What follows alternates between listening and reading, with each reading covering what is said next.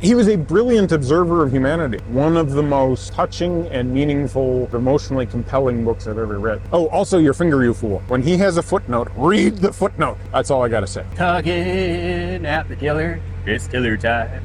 We had some suggestions of topics from viewers, which is very good. If you've got any other suggestions, let us know. But I gave Michael the choice. I read them all to him, and this is what he chose. And it's from Emma. The question is, which group of Discworld books is the best place to start, witches or wizards? Or somewhere else entirely? What's the best entry point for a noob to the disc? And does that depend on the noob themselves? That's possibly more than one question. I can't stick to one thought for more than about 3 seconds. This is not my choice of question. No. It's mine. I like the literary ones. It definitely depends on the noob. They're basically the thing with the Discworld novels. They sort of start with one character and one group of characters. Rincewind, his luggage, his friend Two Flower, and the wizards. And this begins what a lot of people would call, what Emma just called, the wizards books, right? So the wizards books are the ones that start with Rincewind, who is a very bad wizard. He's really, really bad at the job because he knows only one spell. The Wizards books, they are actually the one he started with first, and the Rincewind books are very funny. And Rincewind and Two Flower make a good team, and the luggage is certainly an image that's like really iconic to the series, but they're not, in my mind, and never were, sort of Terry Pratchett's best work. The thing they do is they introduce the Discworld itself. Through the series of those books, it's like you're introduced to the actual geography and sort of the setup of the place and the peoples who live there and this city called Ankh-Morpork, which is kind of like London. And it introduces the big ideas. But I don't think it's really the best entry point unless you are already a fan of like high fantasy and barbarians with swords and dragons and all that sort of thing. Because the first book especially, which I can't remember right now if it's History of Magic or Light Fantastic, but anyway, one of the two, it really does introduce the Discworld, but it introduces it in a, Ankh-Morpork is in a very sort of primitive form. The characters aren't very well developed yet. He solidifies on some of his ideas about politics and what dwarves are and what trolls are later. And so in the beginning, it's very high fantasy. Swords and sorcery. There's a woman running around in a metal bikini and a barbarian. Admittedly, the barbarian's like 95 years old and his name is Cohen, the barbarian. I don't think that the Wizards books are the best entry point unless you're already a fan of fantasy and magic.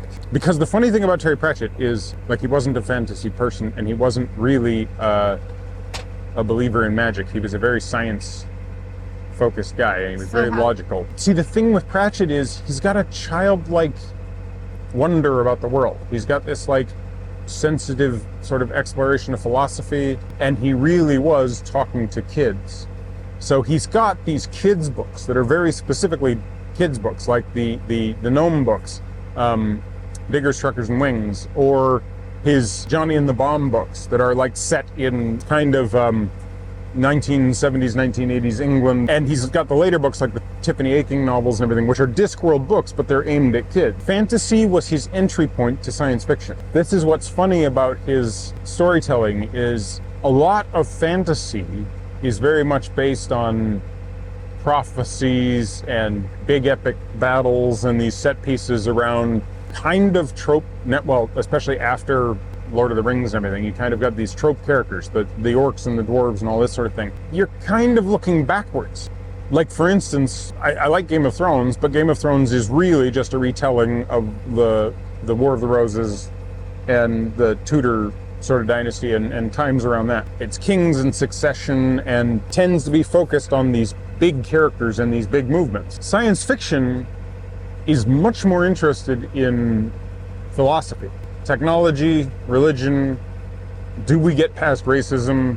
Do we figure out, are we alone in the universe? It's big in terms of a canvas, but it's not necessarily focused on just the big sweeping stories, right? So that's why you've got this thing of like, Star Trek is science fiction, Star Wars is science fantasy. Right. There is a big difference in the two. And so Terry Pratchett kind of engages with fantasy as his entry point to giving you a kind of telling of what's happening today. and a critique of what's happened today. He is very, very heavily a derivative of Jonathan Swift. And Swift was always writing these kind of fantastic stories. You know, like he's got Gulliver, this guy who's a normal English sailor, in his day, showing up in a country that is peopled with horse people, or is peopled with tiny little humans. Yeah. Terry Pratchett's first book is Carpet People, which is tiny little humans who live inside the pile of a carpet. And their entire world is the pile of the carpet, and there's this massive force that's trying to destroy them all, and it's the vacuum of the woman who runs the house that has the carpet, right? Such a simple idea, but Simple idea, but it allows you to explore. also a simple idea that isn't obvious. Yeah, yeah. But like, that's an excellent book because it sets you up with this fantasy story in which you're aware of the fact that it really is this invasion of technology. And he gets to do a little bit of an anthropological exploration of this group of kind of tribal people trying to come to terms with an apocalypse. He then goes on and fleshes out these ideas in the Discworld books. So for a noob who's already into fantasy and is open to being infected by sci-fi, the Wizard books are good. But for somebody who's more interested in, like if you're a woman and you're interested in strong female characters, then it's the Witches books with Granny Weatherwax and her trio, like her little coven, which are hilarious because those are the books in which he went off and redid other novels and other works throughout history. So he did a bunch of Shakespeare, and he did Dumas and Phantom of the Opera. He does all of these stories in which what he's really doing is giving you Dracula, but told in a different way. And Granny Weatherwax is a brilliant, fascinating character. You really have to read all of the Granny Weatherwax novels and the Tiffany Aching novels to really begin to see the arc of this character So and are how they- important she is. Are And they how, more fantasy? no, they're more literary. Like they're fantasy because yes, there's magic, but the interesting thing is like she never does any magic, right? She's just really stern and very focused. If magic is used in the world, then the rules are broken. The problem is you can't really break the rules. Anytime you try and break the rules, you end up just reinforcing how bad it is to break the rules. Instead, you've got to actually just solve the problem. So like a lot of the Granny Weatherwax stories are actually retellings of some of these famous books and plays and novels, but retold in a way that actually tries to just solve the problem. They're really interesting. My personal entry point, the thing that I would tend to point most people towards, though, would be the Gods books. Either the Gods books or the Death books, or there's Sam Vimes and the Police books, the Night Watch, because he wrote a lot of novels and he went in all these different directions. They're all in the same world, but if your thing is literature and you're very interested in the sweep of literature, look at the Granny Weatherwax books. If you're a woman and you're looking for a strong woman as a central character in the thing, look to the Granny Weatherwax books. He did a really good job of arguing for feminism, really, in the Weatherwax novels. If you're interested in politics and war and technology and the way that civilizations change through engaging with things like racism and trying to work past that and trying to come to terms with things that have been done in the past and trying to figure out how to make and forge a better future, that's the Sam Vimes and the Guard books. It starts with Guards, which is still high fantasy. There's a dragon, right? But you get all the way through it, and there's Guards, Night Watch, all these other ones. But then you get things like Thud and the mail books, the Going Postal, all of these other ones. They are really explorations of how should you form a society and what is wrong with our society. And some of them, like Thud, is really dealing with race and gender and how deeply your ethnicity, your race, your gender, all these ideas are kind of fake, but also it doesn't matter that they're fake. They still guide the course of your life because you've bought into this idea. Your whole society's bought into it, but no one person in it has the same definition of any of it. The reality is it's just an arbitrary decision made by people before us that had no basis in reality, right? And like we let go of bloodletting, but we have a hard time, you know, like we're not walking around with these great big long masks with bits of herb in them when people are sick because we don't believe in miasma theory.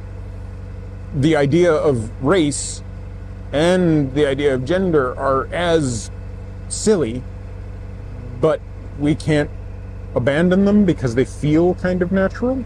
But they feel natural because somebody described them as natural and implicit in these ideas that you know, we've inherited. And it's so ingrained that we've never considered anything else. Yeah, and that's the beauty of Terry Pratchett in these books, is he's not trying to make them problematic for you. He's just poking here and there and being like, do you notice that the air starts draining out of the balloon in this location? And you might not notice it for 4 novels, right? And then you're sitting there in 4 novels going, oh, geez, he made a good point. He was a brilliant observer of humanity. He was an hilarious, like funny man, which means that he was a deeply angry man at some level. He was so frustrated and yet so human. And the Guards books and Vimes are an excellent way of looking at that. But if you're more philosophical and your questions are about not so much how do we organize things politically, but how do we organize things sort of spiritually, that's where you've got the books like Small Gods and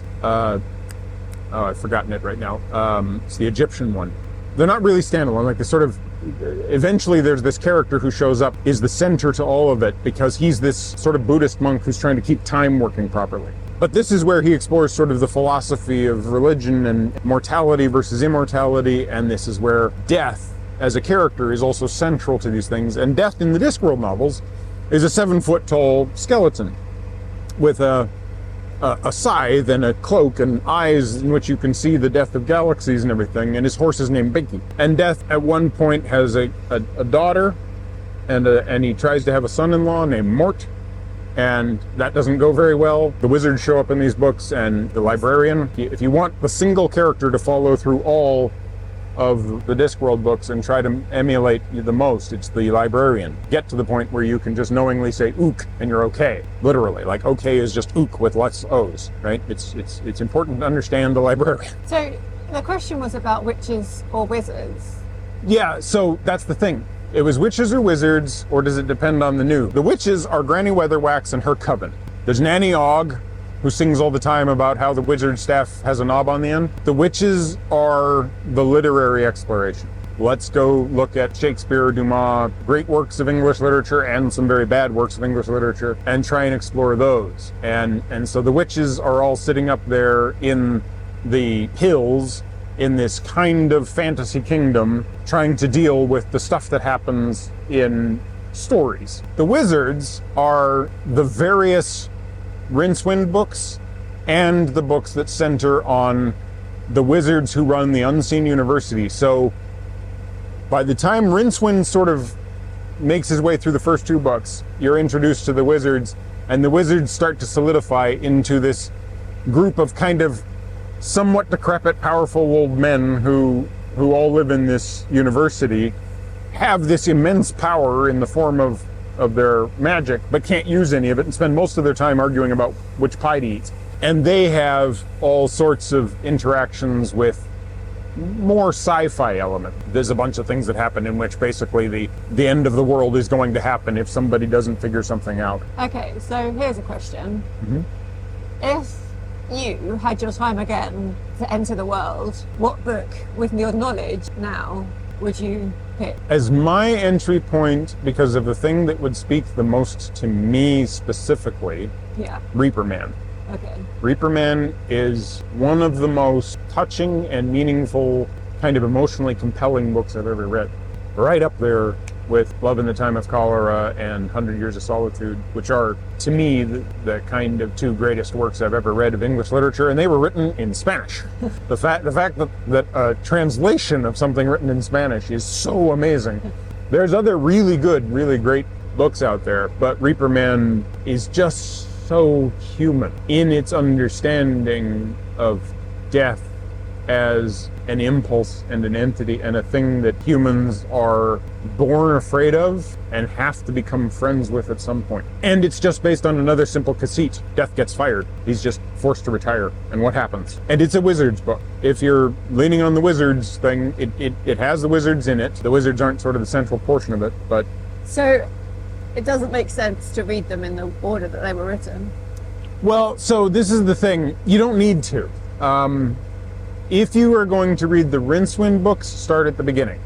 If you're going to read the Guards books, start at the first Guard book. So start the first one in the series, but not the first book that was written. No, start at the first of the sort of subtext books, which can be hard to identify. Ask somebody who has read all of the books, and they'll be like, oh, right, this is the entry point to Sam Vimes. You can also look it up on Wikipedia, but like, Sam Vimes begins the Guards books, and Sam Vimes is the core character of all of the Guards and related Ankh-Morpork stories. This is, you know, politics, the development of cities. There are characters in it who have shown up in the others. The wizards come in. But you don't need them. You don't need them, yeah. There are characters in the Guards books who start in the Rincewind books. There's all this overlap. The thing with Pratchett is you grab sort of any one of these entry points, and like walking around on Wikipedia or the internet, you can find a link and follow it that way if you want to, but you don't have to.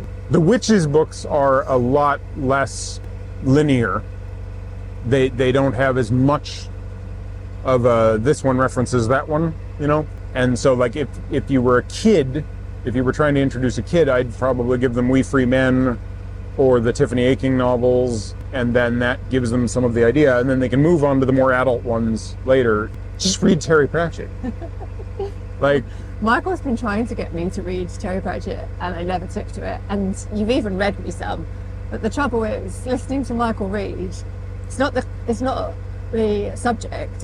He could be reading anything, and I can read a dictionary, and I'll make people fall asleep. That's the problem. No, but a dictionary is like necessarily potentially boring. But you could read the most exciting thing in the world, and I'd fall asleep. Yeah, and then all of a sudden I'm sitting there going, "Wait, you fell asleep like 45 minutes ago, and I've got to read the same bit of the novel over and over and over and over again." I'm like, "Oh, I haven't been here before." For years now, I've been like, I don't think we need to have the educational system we have. What we need to do, and I'm joking here, but like, you know, is we take kids and we put them inside of a locked room with a copy of all the Terry Pratchett books and Life of Brian playing on loop. And whichever kids survive are the ones we educate up the rest of the way. Oh, so I wouldn't survive. Well, I don't know. You can't predict. There's so much good morality, and it's delivered through the form of very incisive, witty, ironic critique of society. We live in a time right now where there's a lot of people who really don't want to hear a critique of society, right? They're like, this is as good as it gets, and it was even better in the past. Yeah. Read the Terry Pratchett books, take them seriously as philosophy, come far end, and you've got an excellent grounding in morality. Why a good man isn't necessarily alpha male, you know? Why in fact the good man is possibly the one who shuts all of that down and lets a woman go stamping in. Pick up Terry Pratchett wherever you need to pick it up. Roll the dice if you have to, and just start reading, and keep reading until it clicks. It'll be good. If you ever get a chance, try some Clatchian coffee. Make sure you're a nerd. That won't make sense to anybody who hasn't read it, but once you've read it, you'll get it. Oh, also, your finger, you fool. What? The number of mountains that are named you finger, you fool. His little diatribes, when he has a footnote, read the footnote. That's all I gotta say.